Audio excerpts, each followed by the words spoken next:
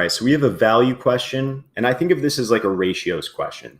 So they're asking essentially, there's some consistent ratio of X to Y because they've told us that we have this basic unit of currency and then there's another basic unit of currency, Y. And I'm assuming that there is a straight conversion rate between these two that doesn't change. This is something we're supposed to assume here. I know it's hard to sometimes conceptualize what you should know and what you shouldn't, but we are supposed to know in this situation that there's a consistent conversion rate here between these two currencies.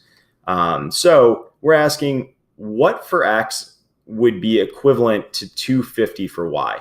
I'm just going to call our solution A. And so I'm really looking for A is equal to question mark. Okay, well, if I can get the ratio, I can solve this, obviously. Statement 1 gives me the ratio because it says the ratio is 100 to 625. And that means that I know 100 units of X is worth 625 units of Y. I can divide top and bottom by 5 and simplify it, but I'm not even going to go through that full process. The point is, once I have a ratio, I can always find out what amount of X would be equivalent to some solidified given amount of Y. Statement 2 is the same thing. It gives me the ratio, and this is the exact same ratio as we saw in statement 1. So statement 1 was sufficient. Statement 2 will also be sufficient because it gives me the same ratio. It's just that it's a multiple of the original ratio.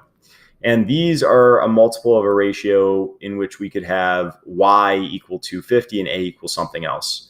And so just to prove it out, I know that if we took the first ratio, so by the way, answer choice D is our answer here. And if that made sense, you don't need to watch the rest of the video. But just quickly, if we divide the top and the bottom by 25, we would get 4 over, let's see, 6. So that would be 6 times 4, 24, 25. We would get 4 over 25 as the ratio, as a simplified ratio. And we'll get the same thing down here.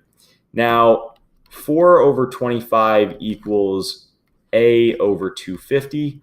Well, A would have to be 40 because 40 over 250 simplifies to 4 over 25.